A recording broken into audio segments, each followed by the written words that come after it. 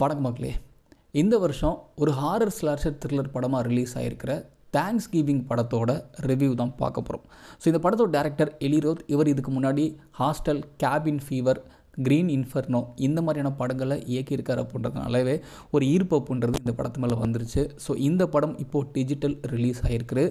English audio subtitles மட்டும்தான் அவைலபிளாக இருக்குது. பிகாஸ் தமிழ் டப்பிங் இன்னும் இந்த படத்துக்கு பண்ணல.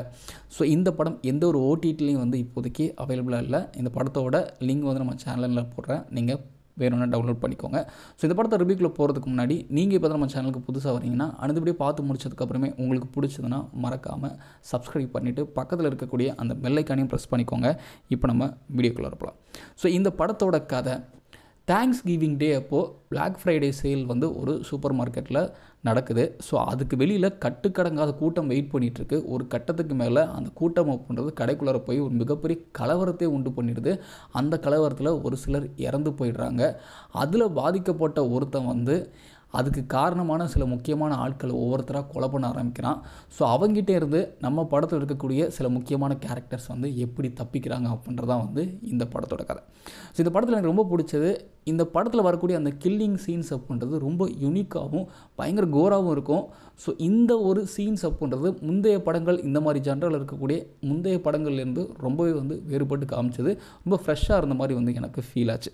ஸோ அடுத்தது பார்த்திங்கன்னா கடைசி வரையும் அவன் யார் அப்படின்ற சஸ்பென்ஸ் அப்படின்றது மெயின்டைன் பண்ணிட்டே போவாங்க. பட் என்னால் ஈஸியாக கெஸ் பண்ண முடிஞ்சது, அதே மாதிரி உங்களாலையும் கெஸ் பண்ண முடியும் அப்படின்ற மாதிரி தான் எனக்கு ஃபீல் ஆகுது. பிகாஸ் அந்த ஒரு பர்டிகுலர் கேரக்டர் அப்படின்றத வந்து நமக்கு ஃபஸ்ட்டே இன்ட்ரடியூஸ் பண்ணிடுறாங்க. ஸோ அந்த ஒரு கேரக்டர் தான் இதெல்லாம் பண்ணியிருக்கிறதுக்கு சான்சஸ் இருக்குது அப்படின்ற ஒரு மைண்ட் செட் அப்படின்றது உங்களுக்குள்ளார வந்துடும். பிகாஸ் அந்த ஒரு கேரக்டரை ஸ்டார்டிங்லே அந்த ஒரு பர்டிகுலர் சீனில் காட்டாமல் இருந்திருந்தாங்கன்னா கண்டிப்பாக அந்த ஒரு கேரக்டரை கெஸ் பண்ணியிருக்க முடியாது.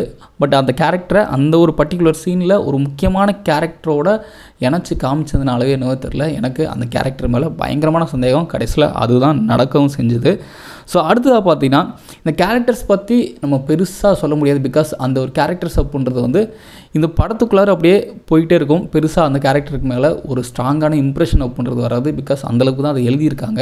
ஒரு பர்சனல் கனெக்ட் அப்படின்றது வந்து அவங்களுக்குள்ள இருக்காது. பிகாஸ் அவங்க சாகுறப்போ வந்து நம்மளால் எந்த ஒரு ஃபீலுமே இருக்காது. அவங்க செத்துட்டு போகிறாங்க அப்படின்ற மாதிரி தான் இருக்கும். ஸோ அந்த மாதிரி தான் கேரக்டர்ஸ் வந்து அவங்க எழுதியிருந்தாங்க. மற்றபடி இந்த கேரக்டர்ஸில் நடித்த ஆக்டர்ஸ் எல்லாருமே வந்து ரொம்ப சூப்பராக நடிச்சிருந்தாங்க. அதில் எந்த ஒரு குறையும் கிடையாது. சில நியூ ஃபேஸஸ் இருக்காங்க, அவங்களுமே வந்து ஓரளவுக்கு நல்லாவே நடிச்சிருந்தாங்க. அண்ட் ஓவரால் இந்த படத்தோட சினிமாட்டோகிராஃபி அப்படின்றது ரொம்ப சூப்பராக இருந்தது. பிகாஸ் அந்த ஒரு சிட்டி அப்படின்றத இந்த ஒரு படத்தோட டோனுக்குள்ளார அவங்க மிக்ஸ்அப் பண்ணி அந்த ஒரு சினிமாட்டோகிராஃபியோட அந்த வைப் அப்படின்றது ரொம்ப சூப்பராக பண்ணியிருந்தாங்க. அண்ட் நெக்ஸ்ட் பார்த்தீங்கன்னா இந்த படத்தோட திரைக்கதை. பிகாஸ் இந்த ஒரு ஜான்ராவில் இந்த படம் எப்படி போகும், கடைசியில் எப்படி முடியும், இது எல்லாமே நமக்கு தெரியும். பட் அதை எந்த அளவுக்கு எங்கேஜிங்காக கொடுக்குறாங்களோ அப்போ தான் நமக்கு இந்த படம் அப்படின்றது இன்ட்ரெஸ்டிங்காக போகும். அந்த வகையில் திரைக்கதை அப்படின்றது ரொம்பவே எங்கேஜிங்காக இருந்துச்சு. நம்ம ஸ்டார்டிங்லேருந்து கடைசி வர எந்த ஒரு போரும் இல்லாமல், பெருசாக இந்த இடத்துலையுமே போர் அடிக்காமல் நம்மளை வந்து கொண்டு போச்சு அப்படின்றத மறக்க முடியாது. அண்ட் ஓவரால் எலி ரோத்தோட இந்த டைரக்ஷன் அப்படின்றது ரொம்ப சூப்பராக இருந்தது. கண்டிப்பாக அவரோட ஃபில்மோகிராஃபியில் இந்த படமும் ஒரு முக்கியமான இடத்த பிடிக்கும் அப்படின்றதுல எந்த ஒரு சந்தேகம் கிடையாது. ஸோ எனக்கு இந்த படம் பர்டிகுலராக ரொம்ப பிடிச்சது. ஸோ இந்த படத்துக்கு IMDb ரேட்டிங் பார்த்தீங்கன்னா 10க்கு 6.7, என்னுடைய ரேட்டிங் வந்து 10க்கு 7.5 கொடுப்பேன். அந்தளவுக்கு எனக்கு ரொம்ப பிடிச்சது. ஸோ நீங்கள் இந்த படம் பார்த்துட்டு உங்களுக்கு இந்த அளவுக்கு பிடிச்சது அப்படின்றத வந்து கீழே கமெண்ட்டில் மறக்காமல் பதிவு பண்ணுங்கள். மற்றும் ஒரு சூப்பரான வீடியோவில் சந்திக்கிறேன். நன்றி.